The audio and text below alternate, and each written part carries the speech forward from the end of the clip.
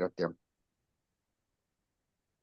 नारायणं नमस्कृत्यं नारायणं नमस्कृत्यं नरं चैव नरोत्तमं नरं चैव नरोत्तमं देवीं सरस्वती व्यासं देवीं सरस्वतीं व्यासं ततो जयमुदीर्यते ततो ततो जयमुदीरये। नष्टप्रायेषु भद्रेषु नष्टप्रायेषु भद्रेषु भागवत सेविया नित्यं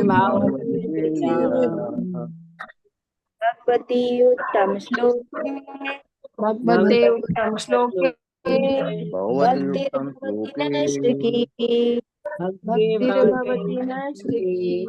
भक्तिर्भवति कृष्णा नैष्ठिकी कृष्णाय वासुदेवाय कृष्णाय वासुदेवाय वासुदेवाय देवकी नंदनाय च नंदनाय च नंद गोकुमाराय नंदगोपकुमाराय गोविंदाय नमो नमः गोविन्दाय नमो नमः। मूकं करोति वाचालं मूकं करोति वाचालं पङ्गुं लङ्घयति गिरिं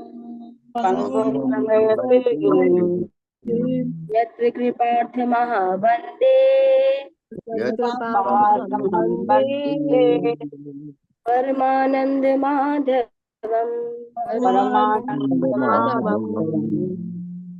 मंगलाचरण। ओम अज्ञानतिमिरान्धस्य ज्ञानाञ्जनशलाकया चक्षुरुन्मीलितं येन तस्मै श्रीगुरवे नमः।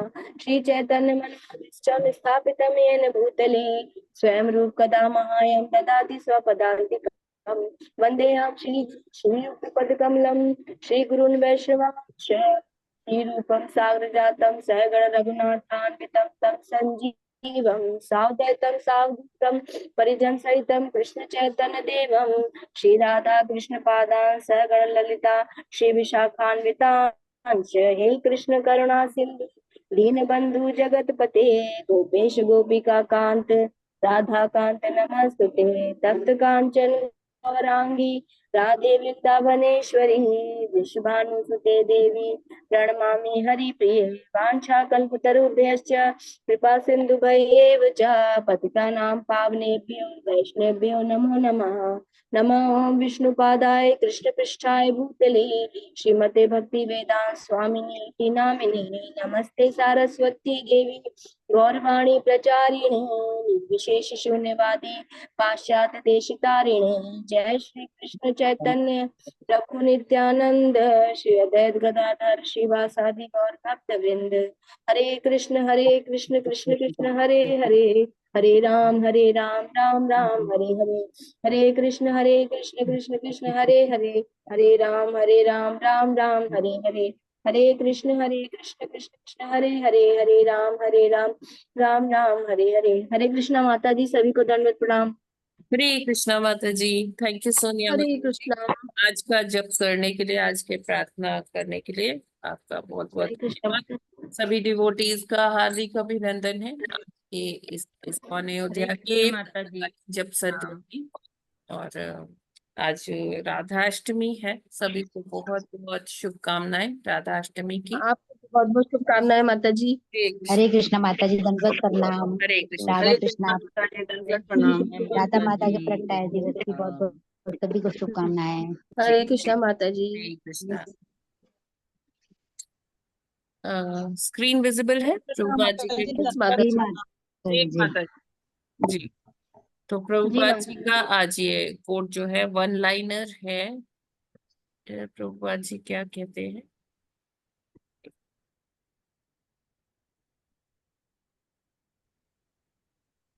जी, प्रभुपाद जी कहते हैं, जो भी झूठ बोलता है उसे उसके लिए दुख भोगना पड़ेगा। सैन फ्रांसिस्को 11 सितंबर 1968। तो ये आज ही के दिन प्रभुपाद जी लेक्चर ले रहे थे सैन फ्रांसिस्को में, और वो भगवत गीता का अध्याय 7 का दूसरा श्लोक की विवेचना कर रहे थे। और उसमें किसी गेस्ट ने वहां जो आए थे, तो किसी ने प्रभुपाद जी से प्रश्न पूछा कि अगर कुछ सही, कुछ पाने के लिए, कुछ किसी भलाई के लिए अगर हम कुछ झूठ बोलते हैं, तो क्या उसका कुछ प्रतिकार, क्या उसका कुछ वो गलत है, या उसका कुछ हमें दंड मिलेगा क्या? तो प्रभुपाद जी ने कहा कि अ, जो भी हम झूठ बोलते हैं उसका दुख तो हमें भोगना ही पड़ेगा, क्योंकि हमें कृष्ण क्या चाहते, कृष्ण का जो भी ऑर्डर है या कृष्ण ने जैसा निर्देश किया है, तो उसी के अनुसार हमें चलना चाहिए, है ना। हमें अपना बुद्धि नहीं लगाना चाहिए कि हाँ मैं इस तरह से ऐसे कर सकता हूँ, झूठ बोल के कर सकता हूँ। हाँ, कृष्ण का जैसा निर्देश है हमें वो फॉलो करना चाहिए, और यही कृष्ण भावनामृत है ना। प्रभुपाद जी कहते हैं कि आप अपने मन से, अपने मनोधर्म से कार्य ना करिए, है ना। आप ये ना सोचिए कि मैं ऐसा कर दूं तो ये ऐसा हो जाएगा, उसका भला हो जाएगा, उसका ऐसा हो जाएगा। भगवान ने ये सारी चीजें ऑलरेडी प्री प्लान रखी है। और अगर आप झूठ बोलते हो या कुछ इस तरह का अपने मनोधर्म से कार्य करते हो, तो आप उसमें फंस जाओगे, जैसे उलझ जाओगे, है ना। कॉम्प्लेक्सिटीज आपके जीवन में बढ़ जाएंगी। प्रभुपाद जी कहते हैं कि हाँ जी हाँ, आपको झूठ जब बोलोगे तो आपको दंड का भागी बनना पड़ेगा, यानी कि उससे दुख आपको भोगना पड़ेगा। तो कहते हैं कि पृथ्वी पर ज्यादा और कोई भार नहीं है। जो लोग नित्य प्रतिदिन झूठ बोलते रहते हैं, मतलब उनकी आदत से बन गई है, तो वो पृथ्वी पर उसका भार सबसे ज्यादा है, जो लोग झूठ बोलते हैं। और बहुत ही नॉर्मलाइज कर दिया लोगों ने, बहुत नॉर्मल है, अरे इससे क्या फर्क पड़ रहा है, किसी का क्या नुकसान हो रहा है, और वो ऐसे ही झूठ बोलते रहते हैं। तो ये फॉल्स स्टेटमेंट से हमको बचना चाहिए, नहीं तो हमें भुगतना पड़ेगा। ऐसा प्रभुपाद जी आज के आज के इस कोट में कहते हैं। हरे कृष्णा। जगत गुरु श्रील प्रभुपाद की जय। हरे कृष्ण माता जी। भगवान कृष्ण के निर्देशानुसार कार्य करना चाहिए, अपने मनोधर्म के अनुसार नहीं करना चाहिए। सत्य का सहारा लेना चाहिए, जैसा कि शास्त्रों में वर्णित है, ऐसा है। माता जी, कल वाले में से कुछ थोड़ा सा पूछना है। हाँ जी, यस प्रभु जी। आपने कहा था आसुरी प्रवृत्ति के जो लोग हैं, वहां प्रकृति अपने आप को संकुच करती है, भुखमरी होती है। जी आसुरी प्रकृति के लोग कहते हैं कि हम भगवान हैं, और हाँ, यह पेड़, ये पौधे, ये उपवन मैंने बनाया है, ये मेरा ये सब मेरे भोग घर के है। लिए बनाया है या नहीं बनाया, ये तो बात नहीं है। ये सब उनके भोग के लिए है। मेरा है, मैं तो माता जी, स्वामी, जो मेरा ये के असली हिसाब से प्रवृत्ति है। बोलते हैं, वो क्या, वो ऐसा कहना कि अपने आप को भगवान मानना है, कि ये हाँ, मेरा घर है, ये यस, मेरा पौधा है, ये अपना मेरा उपवन स्वामित्व है। जताना ना प्रभु जी। हाँ, वो वो अपने आप को एक तरह से भगवान मानना है माता जी, ऐसा है ना? जी जी, स्वामित्व जताना। वो इसके तुल्य। जी अच्छा, स्वामित्व नहीं जमा जताना है। तो इसलिए वो लोग इन शब्दों को भी ये कह देते हैं कि क्योंकि सब कुछ भगवान का है, तो वो लोग अपने आप को भगवान कह रहे हैं। ठीक है माता जी, समझ गए। हरे कृष्ण। हरे कृष्ण। ठीक है, तो आज है राधा अष्टमी। तो क्या कहते हैं कि एक श्लोक कर ले, उसके बाद थोड़ा सा हम चर्चा कर लेते हैं। श्रीमती राधा रानी, जी, आज चर्चा करनी एक चाहिए आज। श्लोक कर लेते हैं। जी जी।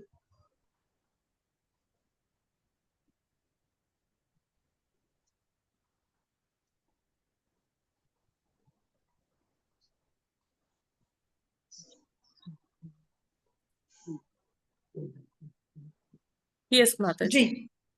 17वां श्लोक। एष ते अहं विधास्यामि प्रियं भीरु यदिच्छसे तस्या कामं न कः कुर्यात् सिद्धिस्त्रैवर्गिकी अतः।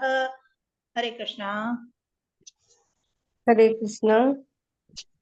एषते अहं विदास्यामि प्रियं वीरु यदिच्छसि तस्याः कामं न कः कुर्यात् सिद्धिस्त्रैवर्गिकीयतः। हरे कृष्णा।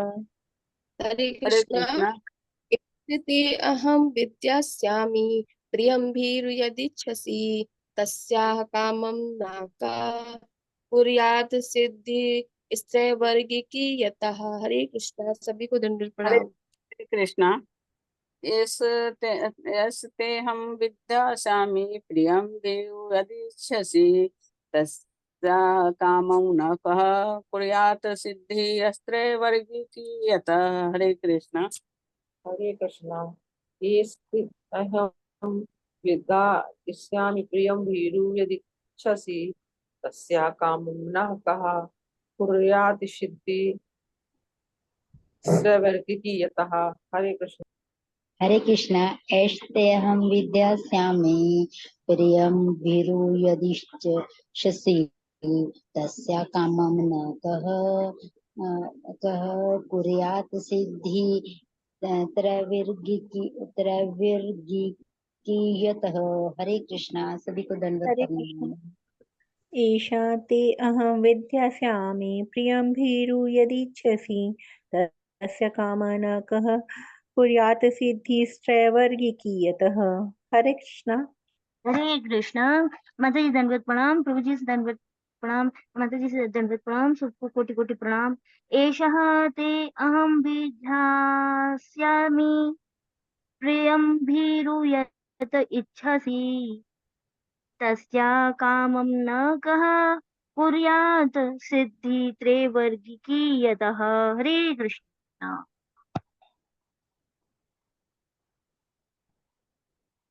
हरे कृष्ण। ईश तेऽहं विद्यास्यामि प्रियं भीरु यदिच्छसि तस्या काम न कः कुर्यात् सिद्धि स्त्रैवर्गिकी यतः। हरे कृष्ण। हरे कृष्णा। शब्दार्थ, अनुवाद एवं तात्पर्य श्रील प्रभुपाद जी द्वारा। श्रील प्रभुपाद जी की जय। शब्दार्थ। एषः यह, ते तुम्हारी विनती, अहम मैं, विधास्यामि संपन्न करूंगा, प्रियम अत्यंत प्रिय, भीरु हे डरी हुई, यत जो, इच्छसि तुम्हारी तुम चाह रही हो, तस्याह उसकी, कामम इच्छाएं, न नहीं, कह कौन, कुरिया करेगा, सिद्धि मुक्ति की सिद्धि, त्रैवर्गी की तीन, यतः जिससे। अनुवाद। हे भीरु, तुम्हें जो भी इच्छा प्रिय हो उसे मैं तुरंत तृप्त करूंगा, क्योंकि तुम्हारे अतिरिक्त मुक्ति की तीन सिद्धियों का स्रोत और कौन है। तात्पर्य। मुक्ति की तीन सिद्धियां हैं, धर्म, अर्थ तथा काम। बद्धात्मा के लिए स्त्री को मुक्ति का स्रोत माना जाता है, क्योंकि वह अपने पति की चरम मुक्ति के लिए उसकी सेवा करती है। बद्ध भौतिक जगत इंद्रिय तृप्ति पर आधारित है, और यदि सौभाग्यवश किसी को अच्छी पत्नी मिल जाती है तो उसे सभी प्रकार से अपनी पत्नी की सहायता प्राप्त होती है। यदि वह अपने बद्ध जीवन में विचलित होता रहता है तो वह भौतिक कलमश में अधिकाधिक फंसता जाता है। एक आज्ञाकारिणी पत्नी से उम्मीद की जाती है कि वह अपने पति की समस्त भौतिक इच्छाओं को पूरा करने में सहयोग करे, जिससे वह सारे सुख जुटा सके और जीवन सिद्धि के लिए आध्यात्मिक कार्य संपन्न कर सके।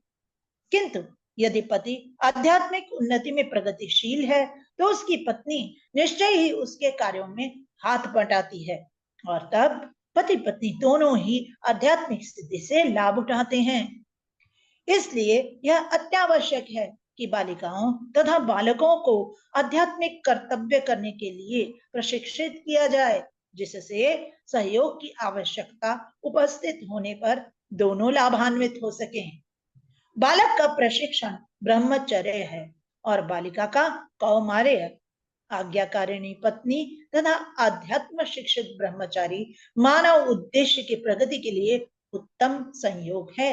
हरे कृष्णा। हरि बोल। Hare Krishna. Thank you so much जी।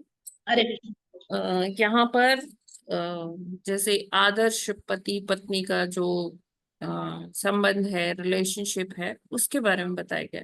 कहते हैं प्रभुपाद जी के जो आदर्श पत्नी है वो अपने पति की सहायता करती है कि वो आध्यात्मिक जो उन्नति के लिए प्रयासरत है, तो पत्नी क्या करती है, उसकी सहायता करती है और उसको वो फीट वो उसको वो स्तर पे पहुंचाने में उनकी सहचरिणी होती है, उनकी सहायता करती हैं। तो हर तरह से अगर हम भौतिक जीवन में भी देखें, है ना, मटेरियल लाइफ में, तो क्या होता है, यही कहते हैं ना कि पति पत्नी जो है गाड़ी के दो पहिए हैं, अगर एक पहिया भी कुछ गड़बड़ हुआ तो जीवन का संतुलन बिगड़ जाएगा। दोनों को एक दूसरे के कॉम्प्लीमेंट्री होना चाहिए, एक दूसरे की सहायता करनी चाहिए। हम भौतिक जीवन में भी यही सुनते हैं ना कि पति पत्नी को एक दूसरे का सहायता करना चाहिए।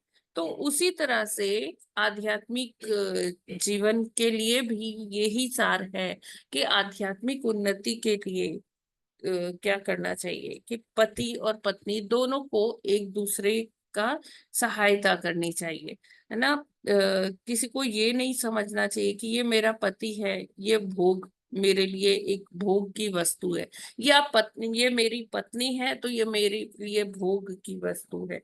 जब हम ऑब्जेक्टिफाई कर लेते हैं कि हाँ मैं और मेरा मेरे, है ना, तो वो जो ऑब्जेक्टिफिकेशन होता है तो उसमें से फिर हमारा मन जो है हमको ये समझाता है कि हाँ ये जो वस्तु है ये तुम्हारे ही भोग के लिए है। तो फिर वहां से जो है पतन शुरू होता है।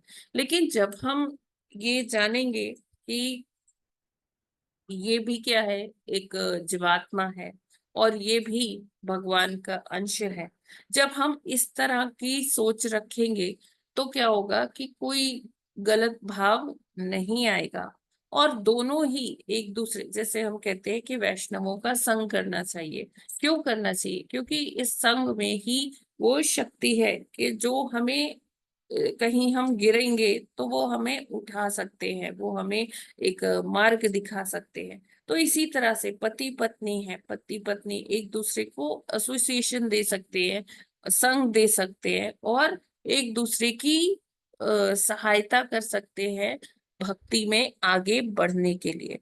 तो इसके लिए प्रभुपाद जी क्या कहते हैं कि इसके लिए आवश्यक है कि बालिकाओं और बालकों को आध्यात्मिक कर्तव्य करने के लिए प्रशिक्षित किया जाए, यानी कि बालपन से ही उनको शिक्षा दी जाए कि उनका क्या कर्तव्य है, वो क्या डूज एंड डोंट्स हैं, वो क्या यम और नियम हैं जो उनको पालन करने चाहिए, है ना।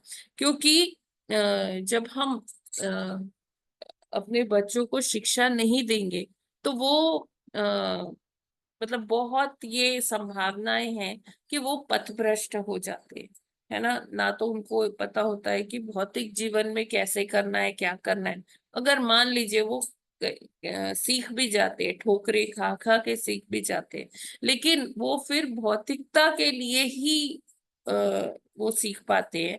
आध्यात्मिक क्या करना है, प्रगति कैसे करनी है, तो वो चीजें उनके मन में नहीं होती है, वो प्रशिक्षण नहीं होता है, वो बालपन से ही देना पड़ता है। तो प्रभुपाद जी कहते हैं बालक को प्रशिक्षण देना चाहिए ब्रह्मचर्य का, और बालिका को का जो धर्म है वो कौमार्य है ना। और जब वो इसमें बहुत अच्छे से इस काल में, अपने ब्रह्मचर्य काल में दोनों प्रशिक्षित होते हैं, है ना, तो वो आगे जीवन की जो हर्डल्स होती है, जीवन की जो बाधाएं होती है, अड़चने होती हैं, वो उसको तो क्रॉस कर ही सकते हैं। साथ में वो आध्यात्मिकता के लिए भी एक तरह से प्रशिक्षित हो जाते हैं कि उनका क्या यम नियम है, और इसी पर आधारित होता है उनके प्रगति, कि वो आगे किस तरह से आध्यात्म में आगे अग्रसर होंगे, आगे बढ़ेंगे, है ना। तो क्या लिखते हैं प्रभुपाद जी कि आज्ञाकारिणी पत्नी तथा आत्म शिक्षित ब्रह्मचारी मानव उद्देश्य की प्रगति के लिए उत्तम सहयोग है। तो अक्सर हम ये तो सुनते हैं कि जो बालिकाएं हैं, लड़कियां हैं, उनको सिखाना चाहिए, क्योंकि उनको आगे विवाह के उपरांत अपना घर चलाना है, बच्चों को प्रशिक्षण देना है, क्योंकि माता ही प्रथम गुरु होती है ना। पति की सेवा करनी है और पूरे परिवार की सेवा करनी है ना। लेकिन इसमें कम चर्चा होती है कि लड़कों को क्या सिखाना चाहिए, है ना। तो यहाँ पर प्रभुपाद जी ने देखिए एकदम क्लियर कर दिया कि दोनों को प्रशिक्षण देना चाहिए, दोनों को ये ट्रेनिंग मिलनी चाहिए कि कैसे बालकों के क्या रिस्पॉन्सिबिलिटीज हैं और बालिकाओं की क्या रिस्पॉन्सिबिलिटीज हैं, है ना। तो हम एक ही को अगर ट्रेनिंग दे रहे हैं, दूसरा को नहीं दे रहे हैं, तो वो भी गलत है। हमें संतानों को, मतलब बालक हो या बालिका हो, उसको आगे के लिए प्रशिक्षित करना चाहिए और आध्यात्मिक शिक्षा तो भी अवश्य देनी चाहिए, है ना। मटेरियल जो हम विद्या के लिए हम स्कूल भेजते हैं, कॉलेज भेजते हैं, लेकिन अगर स्कूल कॉलेज में ये आध्यात्मिक शिक्षा नहीं दी जा रही, तो यह हमारा कर्तव्य बनता है एज अ पेरेंट्स, अभिभावक, कि हम अपने बच्चों को इस प्रकार से प्रशिक्षित करें कि वो आगे चलकर अपना आध्यात्मिक जीवन की में भी प्रगति कर पाए। तो बताते हैं प्रभुपाद जी की जो ये 3 प्रकार की सिद्धियां हैं मुक्ति के लिए, यानी कि जीवन की जो सर्वोच्च सिद्धि है ना, हम कहते हैं भगवत प्राप्ति है। तो वो मुक्ति इस टर्म्स में कहा जाता है कि इस भव सागर से मुक्ति, है ना। तो वो किसके थ्रू हो सकता है? धर्म, अर्थ और काम के थ्रू ही, और उसमें पत्नी का सहयोग होना बहुत जरूरी है। जैसे कई बारी लोग इस तरह से भी कहते हैं, अरे पत्नी या कुछ भी जो हमारे संबंध हैं, ये सब क्या है? माया है, ये हमको भगवान से दूर करेगी, है ना। तो लेकिन अगर एक आदर्श पत्नी मिलती है या हमें संबंधी मिलते हैं, ऐसे माता पिता मिलते हैं जो हमें भगवत प्राप्ति की राह दिखाते हैं, है ना, ऐसे संबंधी मिलते हैं, ऐसी पत्नी मिलती है, तो क्या है कि वो एक बहुत बड़ा भगवान का गिफ्ट है। और वो माया नहीं, माया से हमें निकालने का एक वो कार्य करती है पत्नी या कोई भी संबंधी। तो उनको हमें माया स्वरूप नहीं मानना चाहिए। हाँ, लेकिन ये है कि अगर सौभाग्यवश उस तरह से पति या पत्नी मिलते हैं, तब ये सार्थक है ना। तो हमें अपना आचरण इस तरह से रखना चाहिए, अपने कर्म इस तरह से रखने चाहिए कि हमें, क्योंकि जो भी हमारे संबंधी होते हैं, यहाँ तक कि कौन हमारे मित्र होंगे, कौन हमारे पड़ोसी होंगे, ये भी हमारे कर्मों पर ही डिपेंडेंट होता है। तो हम जिस तरह के कर्म करते हैं, जैसी इच्छा रखते हैं, उसी तरह से भगवान हमारी इच्छा पूर्ति के लिए हमारे सगे संबंधी दे देते हैं, हमारे मित्र पड़ोसी आदि दे देते हैं। और फिर हम कहते हैं कि लो जी देखो, हमें कैसी पत्नी मिल गई, कैसे मित्र मिल गए, कैसे पड़ोसी मिल गए, या कैसा मुझे परिवार मिल गया। नहीं, तो ये सब जो हमने बोया है वो ही हमारे सामने हमारे संबंधी बन के आते हैं। तो हम अगर अपना ये धर्म, कर्म, काम, ये सब रखेंगे, तो हमें मुक्ति प्रदान करने के लिए उचित साधन भी मिलेंगे। तो हमें हमेशा यही नहीं सोचना चाहिए कि अरे जो संबंधी हैं ये तो माया के प्रतिरूप है, ये हमें भगवान से दूर कर देंगे। हमें सदैव कृष्ण भावनामृत होकर सोचना चाहिए कि जो भी मेरे परिवारजन हैं ये कृष्ण के ही दिए हुए हैं, और ये ही मेरी जो शुद्धिकरण है उसके लिए यही स्थिति, जिस स्थिति में मैं हूँ यही बेस्ट स्थिति है, और उस स्थिति में रहते हुए हमें भगवत भक्ति करनी है, और अपने को तो मुक्त करना ही है इस भौतिक संसार से। और जो हमारे आसपास जो those who are in are close vicinity, उनको, उनके लिए भी हमें प्रयत्न करना है कि वो लोग भी जो है भगवत धाम को अग्रसर हो, भगवत प्राप्ति कर पाए। तो ऐसा तभी होगा जब हम एक दूसरे के साथ कोऑपरेट करेंगे, पति पत्नी का सहयोग करेगा, पत्नी पति का सहयोग करेगी, और वो सहयोग करके अपने संतानों को या जो उन पर आश्रित हैं उनके लिए भी ऐसा वातावरण विकसित करें कि सभी आध्यात्मिक पथ पर आए और एक ना एक दिन उनके जीवन की सर्वोच्च सिद्धि उनको प्राप्त हो सके। हरे कृष्णा। जगत गुरु श्रील प्रभुपाद की जय। ये क्लियर है या इसमें कोई आपका कमेंट, कोई प्रश्न? हाँ माता जी, जो कुछ भी दिया है सब भगवान ने दिया है, पूर्व जन्म के कर्मों से ही माता पिता पत्नी अड़ोसी पड़ोसी सब मिलते हैं। तो पत्नी भी जो मिलती है वो भगवान के अपने कर्मों के अनुसार भगवान ने दी होती है। वो मार्ग है मुक्ति के लिए, धर्म अर्थ काम से विजय पाने के लिए।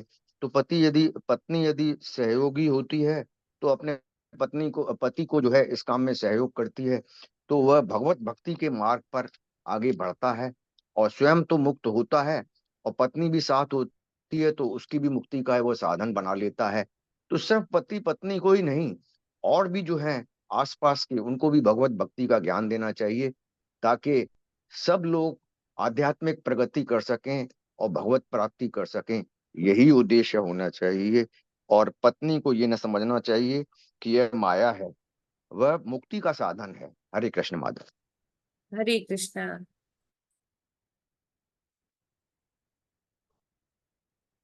तो आज हम एक ही श्लोक करते हैं, हम लोग थोड़ा सा श्रीमती राधा रानी के बारे में डिस्कस कर सकते हैं।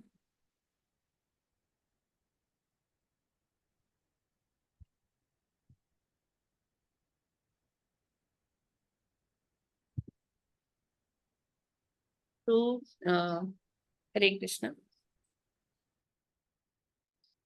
हरे कृष्णा, मेरी आवाज आ रही हरे है? कृष्ण जी माता जी, आ रही है। एक्चुअली थोड़ा नेटवर्क का प्रॉब्लम है इसलिए।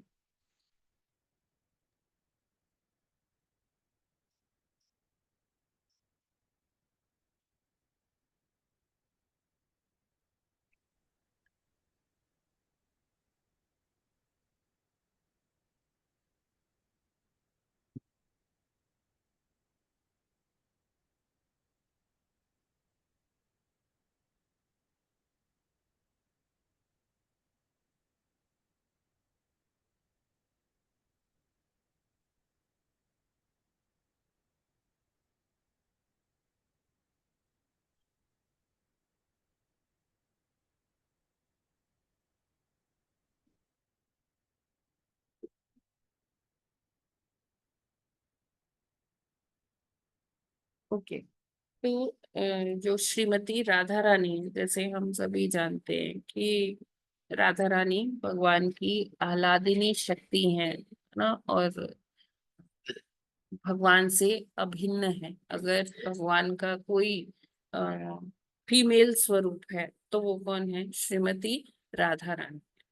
तो अगर हम डिस्कशन करें कि जो भगवान का मोहिनी अवतार, मोहिनी अवतार क्यों लिया था भगवान जी ने? भगवान ने मोहिनी अवतार इसलिए लिया था कि जब समुद्र मंथन हुआ था तो मंथन के बाद अमृत निकला था, जिसको अ, भगवान चाहते थे कि देवताओं को वो अमृत का पान कर पाए ना। तो लेकिन असुर छल से लेके उसे भाग गए थे अमृत कलश धन्वंतरी जी के हाथ से। तो जब ये असुर अ, भाग गए थे तो भगवान ने मोहिनी रूप रखा, और भगवान असुरों से वो अमृत कलश ले आते हैं, देवताओं को पान कराते हैं। तो जब भगवान ने ये मोहिनी रूप धरा, तो मोहिनी रूप से ना सभी बहुत ही आकर्षित हो गए थे। सबके अंदर एक काम वासना जाग उठी थी। कोई सोच रहा था कि अरे ये कितनी सुंदर नारी है, ये मेरी प्रेमिका होनी चाहिए, कोई कहता है ये मेरी पत्नी होनी चाहिए, है ना। सब भोग की दृष्टि से सोच रहे थे कि कितनी सुंदर है, कितना अ, अच्छा रूप है। लेकिन एक व्यक्ति थे जो इस तरह से नहीं सोच रहे थे। वो कौन थे? वो सूर्य भगवान थे, सूर्य देव थे। वो क्या सोचे, उनके मन में कैसा भाव आया कि अगर ऐसे मेरी पुत्री हो तो मैं उसे बहुत वात्सल्य दूंगा। तो उनके मन के भाव पर भगवान रीझ गए ना, और उन्होंने उनको तभी वरदान दिया कि द्वापर युग में जब मैं कृष्ण रूप में आऊंगा तो मैं आपके घर में अपने जो फीमेल जो मेरा रूप है उस रूप में आपको पिता आपके वात्सल्य का मैं रसपान करूंगा पुत्री बनकर। तो भगवान जब कृष्ण जी के रूप में आते हैं तो उनकी आह्लादिनी शक्ति जो है श्रीमती राधा रानी, वो अ, वो भी इस होम वृंदावन लोक में लीला करने के लिए आती हैं ना। तो एक बार क्या हुआ कि नारद जी वो ऐसे विचरण कर रहे थे तो उनके मन में आया कि सबसे उच्च श्रेणी का भक्त कौन है। तो मतलब उन्होंने ऐसे शोध करना शुरू किया, है ना। तो उन्होंने लोगों से पूछा कि कौन है सबसे श्रेष्ठ भक्त।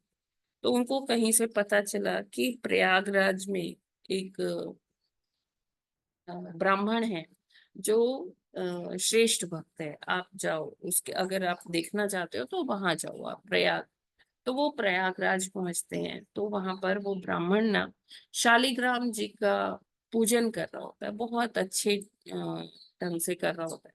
तो नारद जी वहां जाके ना एकदम दंडवत करते हैं कि आप तो बहुत श्रेष्ठ भक्त हैं, भगवान के इतने अच्छे से पूजा करते हैं, और अ, आपको मेरा नमस्कार है। तो वो ब्राह्मण क्या कहते हैं? कहते हैं अरे मैं कहाँ पूजा कर पाता हूँ, मैं तो बस थोड़ा बहुत जितना आता है बस थोड़ा सा कुछ कर लेता हूँ। मैं उच्च कोटि का कोई भक्त नहीं हूँ, मैं तो अभी खुद ही सीख रहा हूँ।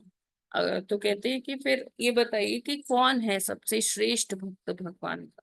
तो कहते हैं आप दक्षिण में जाइए, वहां एक ब्राह्मण है ना, वो मैं तो एक शालिग्राम की पूजा करता हूँ, वो ब्राह्मण तो 108 शालिग्राम की पूजा करते हैं। और वो अकेले नहीं करते हैं, वो अपने मंत्री संतरी और सारी प्रजा के साथ उनको भी इसमें भगवान की पूजन आराधना में लगाते हैं। आप वहां जाइए, उनका दर्शन करिए, वो श्रेष्ठ भक्त है। तो नारद मुनि फिर जाते हैं दक्षिण भारत में, और उनको वहां पर एक वही ब्राह्मण मिलते हैं, या ब्राह्मण नहीं, राजा मिलते हैं। तो राजा वो 108 शालिग्राम उनके आगे रखे होते हैं, और वहां पर खूब बड़ा सा एरिया होता है जहां पर सारे जो ऋषि मुनि और उनकी प्रजा, उनके मंत्री सब होते हैं। और षोडश उपचार से मतलब उनको सारा वो चढ़ाते हैं, धूप दीप नैवेद्य और इत्र चंदन कुंभ, ये सारी चीजें जो है चढ़ाते हैं। बहुत विधि पूर्वक पूजन हो रहा होता है। तो नारद जी वहां जाते हैं, वो राजा को दंडवत करते हैं, कहते हैं आप तो बहुत महान भक्त हैं, आप 108 शालिग्राम की शिलाओं की पूजन कर रहे हैं, आपसे ज्यादा श्रेष्ठ तो और कोई भक्त मैंने देखा ही नहीं है। तो वो कहते हैं कि नहीं नहीं नारद मुनि, मैं कोई श्रेष्ठ नहीं हूँ, मैं तो साल में एक बार आज के दिन 108 शालिग्राम शिलाओं की पूजन अर्चन करता हूँ। बाकी मुझ में कोई ऐसी खूबी नहीं है कि आप मुझे श्रेष्ठ कह रहे हैं। मैं श्रेष्ठ नहीं हूँ, मैं तो साल में एक दिन कर रहा हूँ और उसी दिन आपने देख लिया।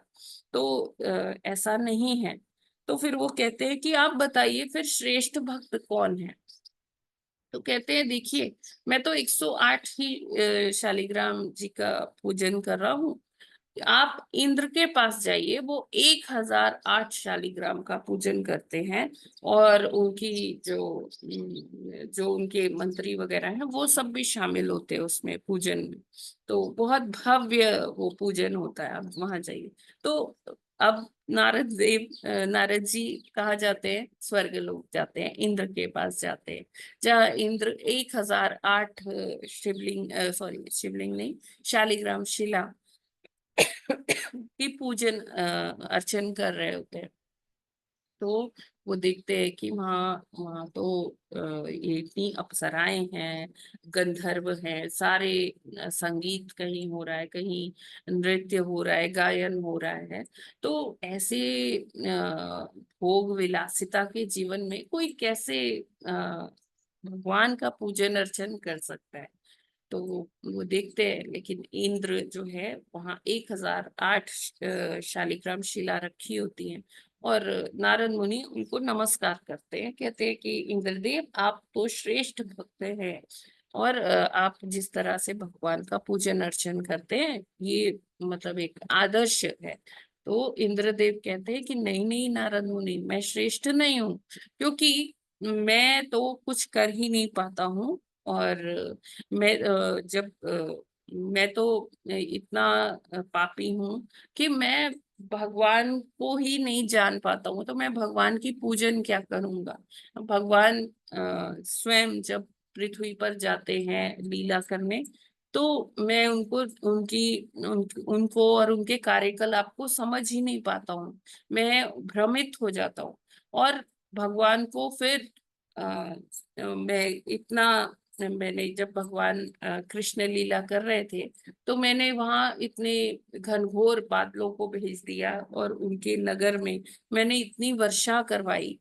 मैं तो पापी हूँ, है ना। तो मैं इस काबिल नहीं हूँ कि मुझे श्रेष्ठ भक्त कहा जाए।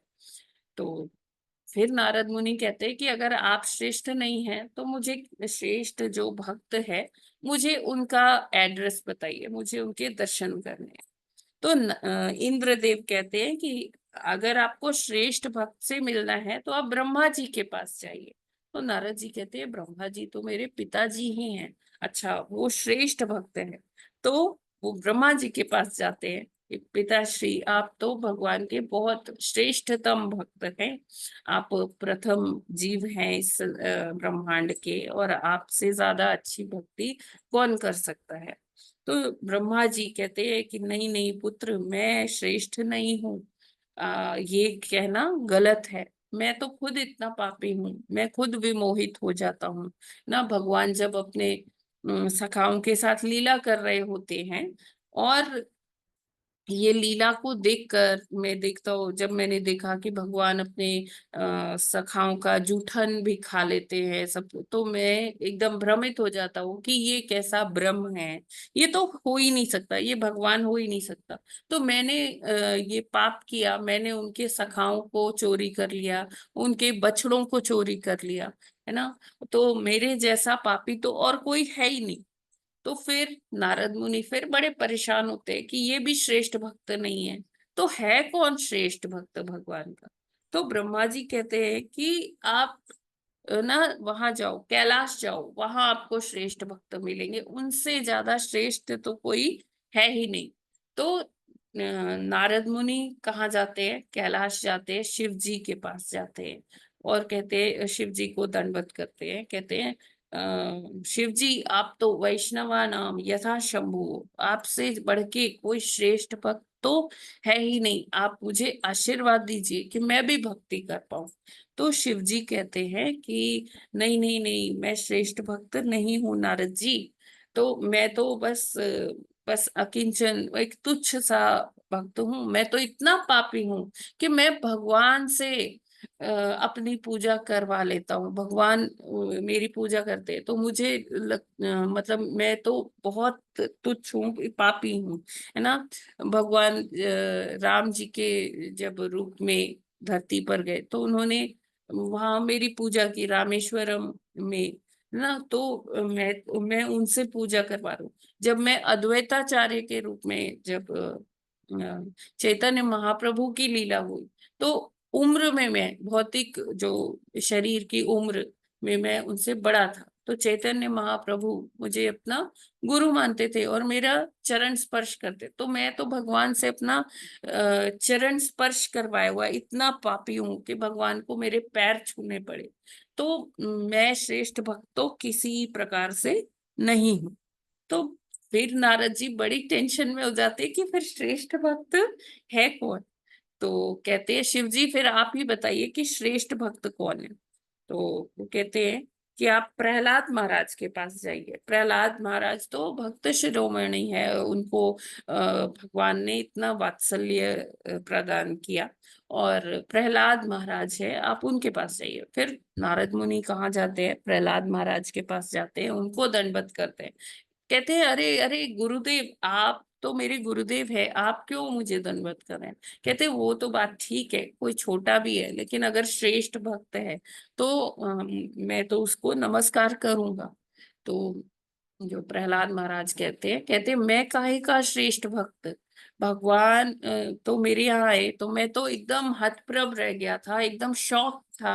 मैं तो भगवान को एक मतलब कुछ उनका स्वागत भी नहीं कर पाया, वो ऐसी सिचुएशन थी। भगवान मेरे बुलावे पर आए, मैंने बुलाया, भगवान आए, मैंने उनको कोई जल भी नहीं पूछा, कुछ ऑफर भी नहीं किया, है ना। भगवान ने खुद ही आसन ग्रहण कर लिया, खुद ही जब कोई आता है तो हम उसको हार पहनाते हैं, फूलों की माला पहनाते हैं, लेकिन मैंने तो कुछ ऐसा नहीं किया। तो भगवान ने जो मेरे पिता थे हिरण्यकश्यपु, उन्हीं की अंतड़ियां निकाल के वो माला पहन ली, है ना। मैंने उनका कोई सत्कार नहीं किया। मैं तो इतना उस समय इतना विचलित हो गया था, इतना डर गया था कि मेरे मुख से शब्द भी नहीं निकल रहे थे। तो जब भगवान ने ही मुझे कुछ ज्ञान दिया, तब मैं कुछ बोल पाया, जो भी बोल पाया। तो मैं तो राक्षस कुल का हूँ, मैं कैसा भक्त, मैं तो बहुत तुच्छ प्राणी हूँ, मैं भक्त वक्त नहीं हूँ। तो मतलब हम देख रहे हैं कि इतने सारे लोगों के पास नारद मुनि जाते हैं, और सब अपने आप को क्या कहते हैं? मैं तो भक्त नहीं, मैं तुच्छ हूँ। शिव जी कहते हैं, ब्रह्मा जी कहते हैं, प्रहलाद महाराज कहते हैं। जो ये सारे कौन है? ये सब, इनको क्या क्या कहा जाता है? महाजन, है ना। और ये महाजन होके भी क्या कह रहे हैं कि देखो, हम भक्ति नहीं कर पा रहे। तो अब नारद मुनि फिर कहते हैं कि अच्छा प्रहलाद महाराज, आप ही बताइए कि श्रेष्ठ भक्त कौन है। तो वो कहते हैं कि अगर आपको श्रेष्ठ भक्त के पास जाना है ना, तो आप भक्त शिरोमणि हनुमान जी के पास जाइए, तो वो उनका दर्शन करिए, वो श्रेष्ठ भक्त है। उनसे श्रेष्ठ भक्त आज तक कोई नहीं हुआ है और ना आगे होगा। तो हनुमान जी के पास जाते हैं। हनुमान जी भी यही कहते हैं कि नारद मुनि, आप मुझे प्रणाम मत कीजिए, दंडवत मत कीजिए, मैं कोई भक्त नहीं, मैं तो बस अपने स्वामी की सेवा करने का प्रयास कर रहा हूँ, मैं कुछ नहीं कर पाता हूँ। तो नारद मुनि कहते हैं, ऐसा कैसे? तो वो कहते हैं कि देखो, जो भी कुछ अगर मैं कर पाता हूँ तो अपने स्वामी श्री राम जी की कृपा से ही कर पाता हूँ, बाकी मेरे पास ना कोई शक्ति है, मैं तो वानर रूप में हूँ और मैं कोई भक्त नहीं हूँ। फिर कहते हैं कि फिर भक्त को, श्रेष्ठ भक्त कोई तो होगा, मुझे उसका एड्रेस बताइए, मुझे दर्शन करना है। तो कहते हैं, अगर श्रेष्ठ भक्त की ही बात है तो आप पांडवों के पास जाइए। युधिष्ठिर महाराज के तो भगवान ने स्वयं पैर पखारे हैं, है ना। तो वो उनकी भक्ति तो एक अलग लेवल की है। अर्जुन के तो भगवान सारथी भी बन गए, तो वो उनको ही अपना परम मित्र कहते हैं, उनको गीता सुनाई, जो आज तक प्रचलित है, लोग पढ़ते हैं। तो आपको अगर जाना है तो आप पांडवों के पास जाइए। अभी पांडवों के पास पहुंचते हैं नारद जी, कहते हैं कि आप लोग श्रेष्ठ भक्त हैं भगवान के, तो आपको साक्षात दंडवत है और प्रणाम स्वीकार कीजिए। तो वो लोग खड़े हो जाते हैं पांडव सभी, कहते हैं नारद मुनि आप तो इतने देवर्षि हैं, आप हमें क्यों प्रणाम कर रहे हैं, हम काहे के भक्त, हम तो सदैव जब भी हम पर विपत्ति आती थी हम तो बुला लेते थे भगवान को, हम कहाँ भक्ति करते हैं, हम तो भगवान को हमारे लिए क्या अर्जुन कहते हैं मेरे लिए भगवान को सारथी तक बनना पड़ा, तो हम कोई भक्ति भक्ति नहीं करते हैं, हम तो जो भगवान सारे लोग भगवान की सेवा करते हैं और हम भगवान को अपने कामों के लिए अपनी सेवा में बुला लेते थे, तो हमें तो इसका ग्लानि है, तो हम भक्त नहीं है। कहते हैं तो आप बताइए फिर भक्त कौन है, तो कहते हैं आप उग्रसेन जी के पास जाइए जो भगवान के नाना है, उनके पास जाइए, वो भक्त हैं। तो उग्रसेन जी के पास जाते हैं, उग्रसेन जी कहते हैं कि नहीं नहीं, मेरा तो जो भगवान से रिलेशनशिप है ना वो बड़ा फॉर्मल सा है, भक्त तो भगवान के एकदम परिकर होते हैं, मेरा तो बहुत फॉर्मल रिलेशनशिप है, मैं ना ज्यादा जानता हूँ भगवान जी के बारे में, हमारी तो बात भी बहुत फॉर्मल ही होती थी राजकाज की, तो मैं कोई उच्च भक्त नहीं। फिर नारद मुनि कहते हैं कि अगर आप उच्च श्रेष्ठ भक्त नहीं हैं तो फिर कौन है, आप मुझे उसका पता बताइए। तो उग्रसेन जी कहते हैं आप उद्धव जी के पास जाइए। तो उद्धव जो हैं उनके नित्य परिकर हैं, उनके भाई जैसे हैं, उनके सखा भी हैं, तो उनसे बढ़ के तो कोई श्रेष्ठ भक्त हो ही नहीं सकता। अब ये उद्धव जी कौन है, उद्धव जी हैं बृहस्पति के शिष्य, है ना, जो मतलब बृहस्पति का शिष्य होना कोई साधारण बात नहीं है ना। तो नारद मुनि जाते हैं उद्धव जी के पास, उनको दंडवत करते हैं, प्रणाम करते हैं, कहते हैं आप श्रेष्ठ भक्त हैं उद्धव जी, तो आप मेरा प्रणाम स्वीकार करिए और मुझे बताइए कि मैं कैसे और भक्ति कर सकता। तो उद्धव जी कहते हैं कि श्रेष्ठ भक्त, हाँ एक टाइम पर मैं ये समझता था, लेकिन फिर बाद में मुझे समझ में आया कि ये श्रेष्ठता तो कुछ भी नहीं है। मैं एक बार भगवान गोपियों के लिए चिंतन कर रहे थे, तो मैं उनके पास गया, तो भगवान की आंखों से अश्रु निकल रहे थे ब्रज के लोगों की याद में, गोपियों की याद में। तो कहते हैं भगवान की गोपियां वहां पर और ब्रजवासी बहुत परेशान हैं क्योंकि मैं मथुरा आ गया हूँ। तो कहते हैं कि अरे इसमें परेशान होने की क्या बात है, ब्रह्म तो सर्वव्यापी है, उनको पता होना चाहिए। तो कहते हैं कि हाँ उद्धव जी आप तो इतने श्रेष्ठ हो, भक्त हो, इतने ज्ञानी हो, आप जाओ और आप वृंदावन में उनको समझा के आओ कि रोने से कुछ नहीं होता, ब्रह्म प्राप्ति के लिए भक्ति करनी पड़ती है। तो कहते हैं मैं चला गया वहां से मथुरा से वृंदावन, और वहां पर जाकर मैं जब जाता हूँ तो मैं देखता हूँ कि यमुना जी तो वहां है ही, ये तो सभी को पता है, और वहां एक और नदी बह रही थी उसी के पैरेलल, है ना। और ये नदी का जब मैंने सोचा कि ये नदी कहाँ से आई है, इसका उद्गम क्या है, स्रोत क्या है, तो मैं उसके किनारे किनारे चलता गया और मैंने देखा कि वहां नंद बाबा और यशोदा मैया रो रहे हैं और उनके रोने से वो नदी जैसा धार बन गई है। तो वहां जब हम गए तो हमने देखा कि जितने ब्रजवासी हैं वो श्रेष्ठ भक्त हैं, वो भगवान के विरह में आंसू भी बहाते हैं। कौन बहा पाता है भगवान के विरह में आंसू, तो ये ब्रजवासी हैं जो श्रेष्ठ भक्त हैं। और इन ब्रजवासियों में भी जो गोपियां हैं वो और भी उच्च कोटि की भक्त हैं, और इन गोपियों में कुछ ऐसी गोपियां हैं जो बहुत ही भगवान के प्रति, जिनके मन में बहुत ही सेवा भाव है, वो कुछ भी भगवान के लिए कुछ भी कर सकती है। तो वो है अष्ट सखियां, अष्ट सखियां कौन है? श्रीमती राधा रानी की ये सखियां है। और उन अष्ट सखियों से भी ऊपर जो भाव है भक्ति का, वो किसका है? श्रीमती राधा रानी का है। तो ऐसी है हमारी श्रीमती राधा रानी जो भक्तों में श्रेष्ठ हैं, और वो गुरु की तरह से मार्गदर्शन करती हैं सारी मानवता का, सारे जितने भी जीवात्माएं हैं उनका वो मार्गदर्शन करती हैं। वो एक माँ है, करुणामयी माता है, जो हमें कृष्ण प्रदान कर सकती हैं, है ना।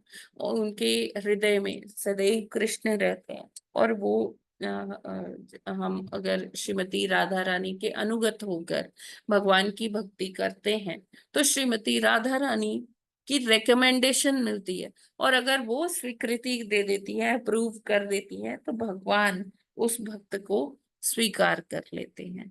तो ये है श्रीमती राधा रानी की स्थिति। वो भक्तों में सबसे श्रेष्ठ भक्त हैं, भगवान की अनादिनी शक्ति हैं, और भगवान को सदैव वो प्रसन्नता प्रदान करती हैं, है ना। जब भगवान कोई भी लीला करते हैं तो भगवान के संग जो उनको जो जॉय, जो खुशी प्रदान करती हैं, आह्लाद प्रदान करती हैं, वो श्रीमती राधा रानी।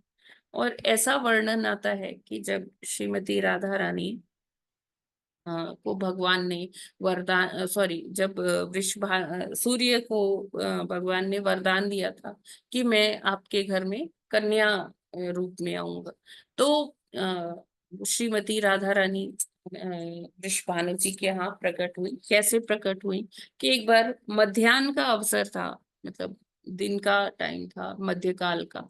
तो वृषभानु जी संध्या करने के लिए, स्नान करने के लिए गए थे और यमुना जी में। तो उन्होंने देखा कि एक कमल है, बड़ा, थोड़ा बड़ा कमल, जैसे नॉर्मल कमल जैसा नहीं, थोड़ा सा बड़ा और गोल्डन कलर का कमल है, और उसके बीच के भाग में एक कन्या है। तो वो जब देखते हैं ना तो उनको बड़ा अलौकिक सा लगता है, बड़ा दिव्यता सी लगती है।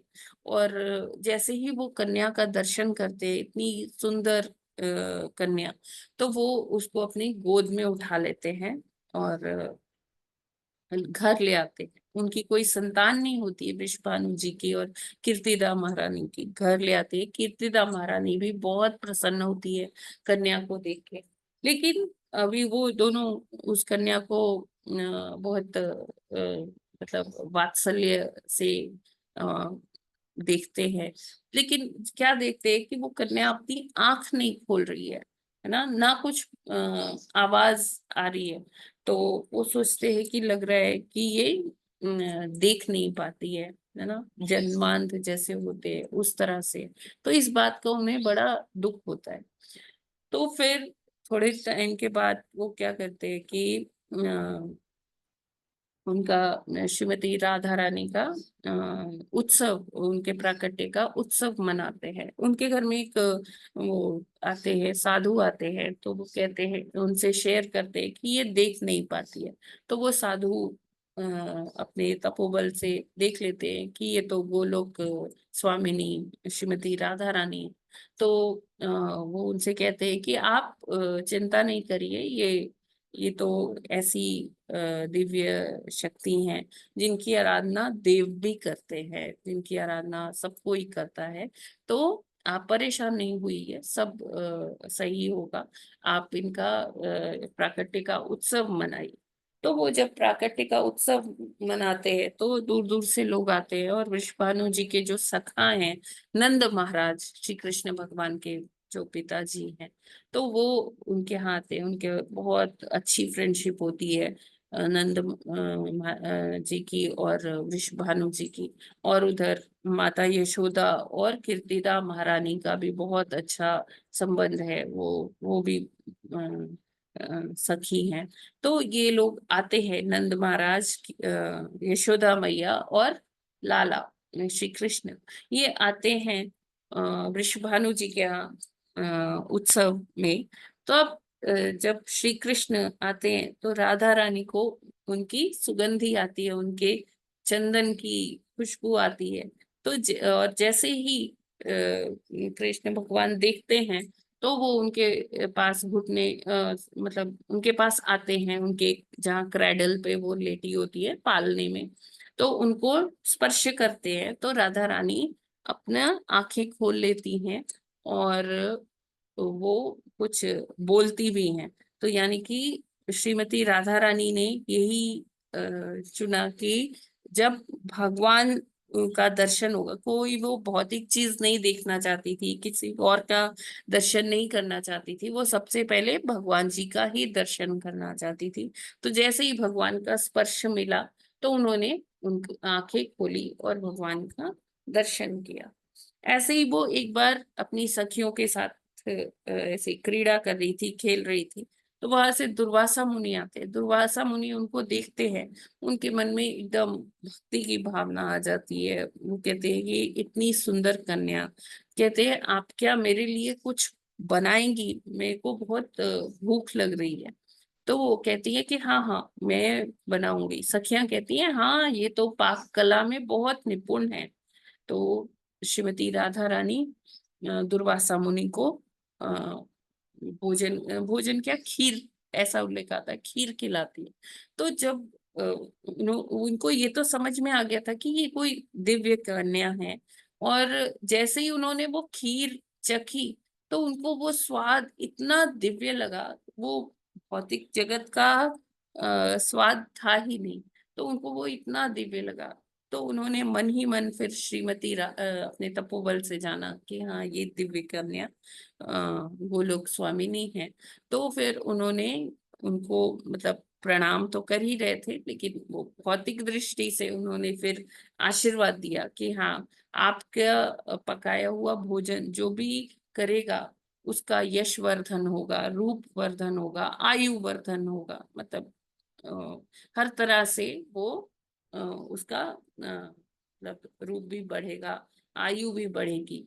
तो ये जब राधा रानी ये जब यशोदा मैया ने सुना तो यशोदा मैया ने कीर्तिदा महारानी से याचना की कि क्या आप राधा रानी को हमारे यहाँ भेज सकती है कि अगर इनका पकाया हुआ भोजन मेरा लाला प्राप्त करेगा तो उसको ना मारने के लिए कंस हमेशा कोई ना कोई राक्षस दैत्य भेजता है, तो मुझे बहुत चिंता होती है।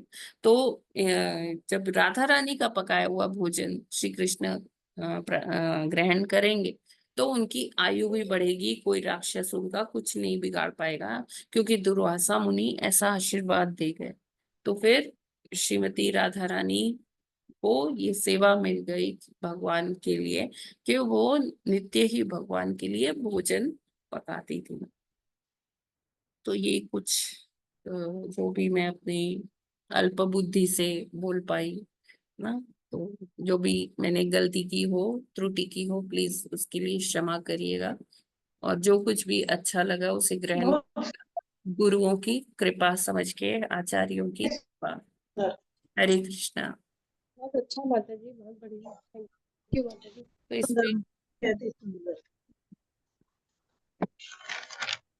एक उल्लेख बहुत सुंदर माता जी। नारद हरे कृष्ण। पुराण में नारद जी को भगवान बताते हैं, सत्यम सत्यम पुनः सत्यम, सत्यम इव पुनः पुनः, विना राधिका प्रसादे मत प्रसादो न विद्यते। यानी कि भगवान नारद मुनि को बताते हैं कि ये सत्य मैं तुम्हें पुनः पुनः बताता हूँ, बार बार बताता हूँ कि बिना श्रीमती राधा रानी की कृपा के मेरी कृपा किसी को नहीं प्राप्त हो सकती है। ठीक है ना? तो हमें आज के दिन मतलब श्रीमती राधा रानी का कृपा प्राप्त करनी चाहिए। स्पेशली आज जो है बहुत ही सुंदर, बहुत पावन दिन है जिसमें हम ज्यादा से ज्यादा हरि नाम जप कर सकते हैं, भगवान की सेवा के लिए भोग आदि बना सकते हैं। और माता जी 12 बजे के बाद खोल सकते हैं फास्ट? हाँ जी, जो आज की फास्टिंग है वो 12 बजे तक है। 12 बजे तक कर सकते हैं, जो निर्जला कर सकते हैं निर्जला करें, जो नहीं कर सकते वो एकादशी प्रसाद या जल ले लें, दूध ले लें, कुछ ऐसा ले सकते हैं। और उसके बाद आप अन्न प्रसाद ले सकते हैं। जी माता जी ये वाली कथा ना किसी को भी नहीं पता है, इसकी रिकॉर्डिंग आप भेजेंगे ना ताकि हम आगे फॉरवर्ड कर सकें। हाँ हाँ माता जी, बिल्कुल। हाँ तो हरे कृष्णा रिकॉर्डिंग माता हो जी। रहा है माता जी। हाँ, मैं डाल दूंगी अभी यूट्यूब पर। ठीक है, तो फिर हम लोग अगर कोई और प्रश्न नहीं है तो फिर हम लोग यहीं पर आज हाँ, माता जी, विराम थोड़ा कर। सा प्रश्न भी होगा। हाँ हाँ, बताइए। नारद जी सब जगह हुआ है, सब के सब जो है 12 महाजनों में से थे, चाहे वो शिव जी हों चाहे अन्य हों। तो उनको सबको पता पड़ा कि सबने कहा कि हम महान नहीं है, एक के बाद दूसरे भेजते गए। ब्रह्मा के पास भी गए, ब्रह्मा के पास गए, और प्रहलाद महाराज के पास भी गए, पांडवों के पास भी गए, लेकिन अल्टीमेटली पता पड़ा कि राधा रानी ही 8 जो हैं अष्ट सखियां और उनसे भी ऊपर राधा रानी हैं, जो कि भगवान की तरफ पहुंचने का मार्ग है। तो जी उनकी सेवा पूजा से ही भगवान को प्राप्त किया जा सकता है। जिस तरह से कि गुरु के द्वारा भगवान की तरफ उन्मुख होते हैं, उसी तरह से राधा रानी भी वह मार्ग हैं, और श्रेष्ठ मार्ग हैं जिनकी भक्ति की जाए, तो उनके दिन पे हरि नाम किया जाए और फास्ट रखा जाए, उनकी भक्ति में रत रहा जाए, तो भगवान कृष्ण की प्राप्ति होगी। और भगवान कृष्ण की प्राप्ति और राधा मैया की प्राप्ति ही जीवन का लक्ष्य है। लेकिन माता जी, ये कहीं कहीं सुना है कि अब राधा माता जी जो लेटी हुई थी तो उन्होंने आंखें नहीं खुली। तो दो जी। क्वेश्चन, पहली बात तो वृषभान दुलारी कहते हैं, तो क्या ये वृषभान से वैसे उत्पन्न नहीं है क्योंकि बच्चे नहीं होते थे, कमल के ऊपर मिली थी? और हाँ, दूसरी चीज माता जी ये भी बायोलॉजिकल, सुना। हाँ बायोलॉजिकली देखे तो हाँ ऐसा है ना। लेकिन ये एक लीला है, जैसे भगवान हाँ माता भी माँ के जी। गर्भ में नहीं जाते, प्रकट होते हैं, है ना। तो हाँ उसी तरह माता जी। श्रीमती राधा रानी भी प्रकट हुई। हाँ माता जी, प्रकट हुई ये लीला है, क्योंकि वैसे भी जन्म नहीं लेते। जी लेकिन माता जी एक और जो है भ्रांति है यहाँ, लोग कहते हैं कि भगवान की हालांकि शक्ति है वो, जी। लेकिन राधा रानी के साथ जो लीलाएं हैं भगवान की, तो लोग कहते हैं तो राधा तो उनसे उम्र में बड़ी थी। हाँ हाँ हाँ हाँ, एक ये चीज भी माता जी अगर भूल गई है राधा उनसे कबूतर। बड़ी थी तो यस। फिर भगवान कृष्ण तो साथ गए, तब तो वो बाल थे या उससे बड़े थे, जब माता यशोदा और नंद के साथ उनके घर हाँ गए। यस यस यस, उन्होंने ये कहा मुझे जब ये भगवान कवर कृष्ण करना से था। उनसे हुआ, हाँ, ये भगवान मैंने कृष्ण भूल ने गई। उनसे थैंक यू पूछा, प्रभु जी ये याद दिलाने के लिए। देखिए बहुत माता जी ऐसी अगर वो उनसे किंवदंतियां हैं कि जिसमें बोला जाता है अरे श्रीमती राधा रानी तो भगवान से बड़ी थी। लेकिन जब हम भागवतम जब हम ये पढ़ते हैं पुराणों में, है ना, तो जब श्रीमती राधा रानी का अ, जन्म हुआ या आविर्भाव हुआ, तो उन्होंने अपनी आंखें नहीं खोली। तो इससे ये सिद्ध होता है कि कृष्ण जी पहले हाँ आ गए थे लीला करने के लिए यहाँ पर। हाँ माता जी, इसका मतलब तो भागवतम में सही दिया है, भगवान अन्य का भ्रांतियां जन्म गलत है। होता है जन्माष्टमी को, है ना, जब हम जन्माष्टमी मनाते हैं। और हाँ माता ठीक जी, 1 साल के बाद, जन्माष्टमी के 15 दिन के बाद, श्रीमती राधा रानी का आविर्भाव होता है। 1 साल के बाद। हाँ तो माता जी ये भागवतम का सही है, अन्य भ्रांतियां जो चली आ रही हैं वो जी जी गलत हैं कि जी। 4 साल पर। हरे कृष्ण माता जी। और जैसे कुछ लोग ये भी कहते हैं कि भगवान ने श्रीमती राधा रानी के साथ विवाह क्यों नहीं किया, है ना। तो ये तो भगवान की ही शक्ति है ना। जैसे कहते हैं कि चीनी अपनी मिठास के बिना कुछ चीनी चीनी नहीं रहेगी। जो सूर्य की किरणें हैं वो सूर्य से अभिन्न है, मतलब सूर्य से ही आ रही हैं। तो हाँ अ, माता जी। उसी तरह से भगवान की ये आह्लादिनी शक्ति है, भगवान की ही शक्ति है ना। लेकिन जब हाँ भगवान की यहाँ शक्ति। होम लीला के लिए आते हैं श्री कृष्ण और श्रीमती राधा रानी, तो एक मतलब लीला को और थोड़ा सा ड्रामेटिक बनाने के लिए और थोड़ा सा उसमें रस लाने के लिए क्या होता है कि भगवान का तो वैसे विवाह हुआ ही है श्रीमती राधा रानी के साथ। सबसे पहला विवाह, जैसे हम कहते हैं ना, भगवान का 16,108 रानियां हैं, है ना, उन्होंने इतना विवाह किया। तो सबसे पहला अगर विवाह हुआ है श्री कृष्ण जी का, तो वो श्रीमती राधा रानी से ही हुआ है, और बहुत ही पूरी विधि पूर्वक हुआ है। तो अच्छा। ऐसा उल्लेख आता है कि जब भगवान बहुत मतलब मतलब गोद में ही लेते थे नंद महाराज, माता और यशोदा मैया, तो एक बार नंद महाराज लाला को लेके ऐसे बाहर निकले थे घूमने के लिए, और अचानक ही क्या हुआ कि एकदम से घनघोर बादल आ गए और आंधी आने लग गई।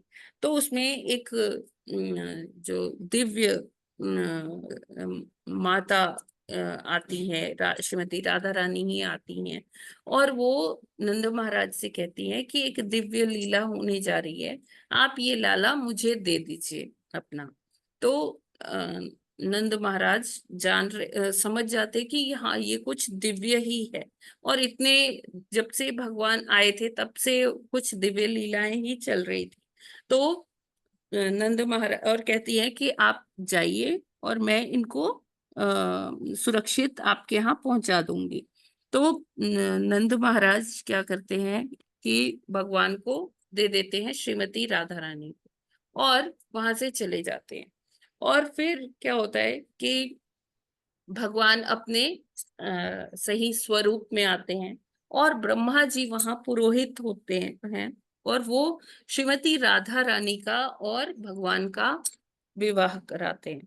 और वो जगह है भांडीर वन। वहां आज भी मंदिर है जहां भगवान के हाथ में बांसुरी नहीं है, वहां भगवान के हाथ में सिंदूर की डिब्बी है, और वहां पर ही भगवान का जो है विवाह हुआ था। ये विवाह इसलिए हुआ था कि जैसे कलयुग में लोग जो हैं वो ऐसे आक्षेप ना करें कि अरे देखो, भगवान ने विवाह नहीं किया, प्रेम किया, विवाह नहीं किया। तो इसलिए ये ब्रह्मा जी ने वहां पर भगवान का ये सबसे पहला विवाह अगर हुआ था तो श्रीमती राधा रानी से हुआ था। लेकिन आगे और लीला करनी थी, तो उसके लिए फिर भगवान ने आगे फिर अपना और लीलाएं की, और श्रीमती राधा रानी क्योंकि वृंदावनेश्वरी हैं, तो वो वृंदावन में ही रही, वैसे भगवान से वो अभिन्न है। ठीक है। और ऐसा भी उल्लेख आता है कि श्रीमती राधा रानी का फिर जो है विवाह जो है उनसे हुआ था अभिमन्यु, जो विष्णु जी के ही अवतार हैं। वो अभिमन्यु नहीं, सुभद्रा और अर्जुन वाले अभिमन्यु नहीं, वो ये अभिमन्यु है, ये विष्णु जी के ही अंश थे। और कहते हैं कि उन्होंने मतलब ये बस एक लीला करने के लिए हुआ था, बाकी उन्होंने कभी श्रीमती राधा रानी का स्पर्श भी नहीं किया। और उनकी सास का उल्लेख आता है कि श्रीमती राधा रानी का जटिला और कुटिला, ये यावट नाम की जगह है ब्रज क्षेत्र में ही, तो वहां पर ही वहां राधा रानी का ससुराल बताते हैं। वहां आज भी वो किला है जहाँ जो राधा रानी का ससुराल बताते हैं, जिसे जहाँ जटिला कुटिला, जटिला उनकी सास थी, कुटिला उनकी ननद थी, और अभिमन्यु उनके पति थे। ठीक है। हरे कृष्णा। हरे कृष्ण माता जी। जी।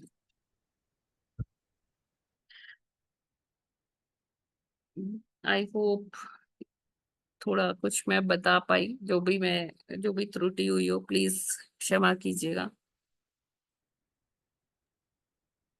ठीक है, फिर हम लोग यहीं पर विराम करते हैं। कोई प्रश्न है तो हरे कृष्ण माता जी। यस, हरे कृष्ण। माता जी आज की अलग से रिकॉर्डिंग काइंडली भेज दीजिए, क्योंकि सभी को अच्छा, इससे बातों ठीक से है। जी करा देना जी जी, तो ज्यादा अच्छा होगा, क्योंकि पता ही नहीं किसी को भी ना। ओके माता जी। माता जी सरयू सत्संग में देखिएगा ना, उसमें मिल जाएगा। हाँ यस सरयू सत्संग जो चैनल जी। उस पे आप जाइएगा तो सब मिल जाएगा माता जी। नहीं, मैं भेज दूंगी, लिंक भेज दूंगी माता जी, कोई ऐसी बात नहीं है। थैंक यू माता जी। थैंक यू माता जी फॉर बियरिंग मी, टॉलरेटिंग मी। जी माता जी आज मंदिर आ रही माता है जी ना? आपको तो बहुत ही अच्छा माता जी।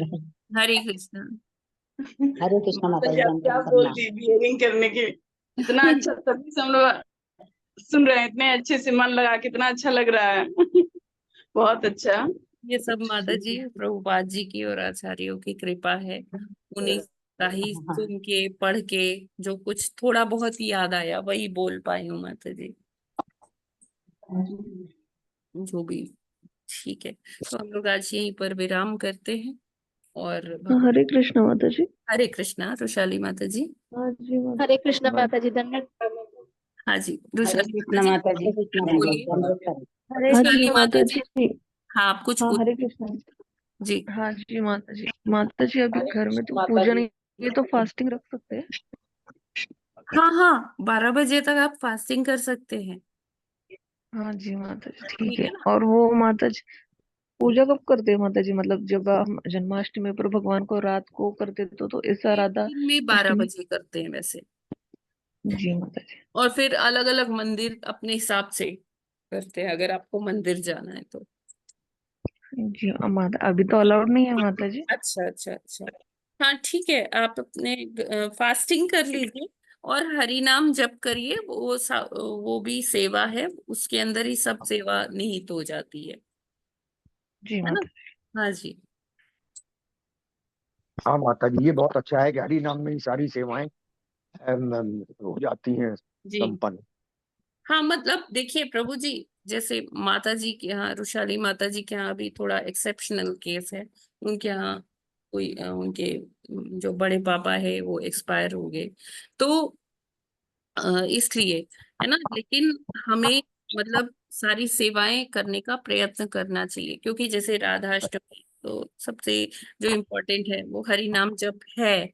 लेकिन उसके साथ साथ हमें भगवान का श्रृंगार भी करना चाहिए। श्रीमती राधा रानी का नए वस्त्र पहनाकर, भगवान को नए वस्त्र पहनाकर उनका राधा श्रृंगार रमण भी करना नहीं, चाहिए। भोग लगाना हरे कृष्ण सबसे माता जी। इम्पोर्टेंट सेवा है ना, ये करना चाहिए। ये नहीं सोचना चाहिए कि नहीं नहीं चलो हरि नाम जप कर लिया तो हो गया। जैसे हमें प्रभुपाद जी ने इंस्ट्रक्शंस दिए कि फेस्टिवल पर हमें इस तरह से डेकोरेशन करके भगवान का अभिषेक करना चाहिए, तो ये सारा चीज हमें करना चाहिए। अपने घर में नहीं कर पाते तो हमें अपने नियरेस्ट इस्कॉन टेम्पल में जाकर हम कर सकते हैं ऐसा। हरे कृष्णा माता जी। जी माता जी, हरे कृष्णा। माता जी ये मतलब राधा रानी तो मेरे घर में नहीं है, ठाकुर जी हैं, तो उन्हीं का श्रृंगार वगैरह कर दें। हाँ हाँ, यस माता जी, हाँ वो ठाकुर जी के में ही राधा रानी है माता जी, हाँ जी हाँ जी। वो उनसे अभिन्न है। अच्छा ठीक है माता जी। जी हरे कृष्णा माता जी। हरे कृष्णा।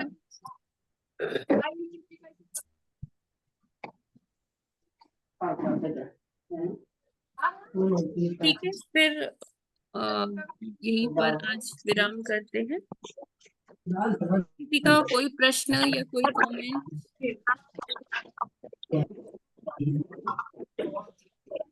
नहीं नहीं है, मतलब हमें इस लेते हैं। हरे राज श्रीमद् भागवतम की जय। जगत गुरु श्रील प्रभुपाद की जय। नामाचार्य हरिदास ठाकुर की जय। श्रीमती राधा रानी आविर्भाव महोत्सव की जय। वांछा कल्पतरुभ्यश्च कृपा सिंधुभ्य एव च पतितानां पावनेभ्यो वैष्णवेभ्यो नमो नमः। हरे कृष्णा हरे सबको कृष्णा। धन्यवाद। हरे कृष्णा माता जी, दंडवत प्रणाम। हरे कृष्णा सबको हरे धन्यवाद। कृष्णा माता जी, धन्यवाद प्रणाम। हरे कृष्णा माता जी, दंडवत प्रणाम। हरे कृष्णा माता जी, दंडवत हरे प्रणाम। कृष्णा माता जी।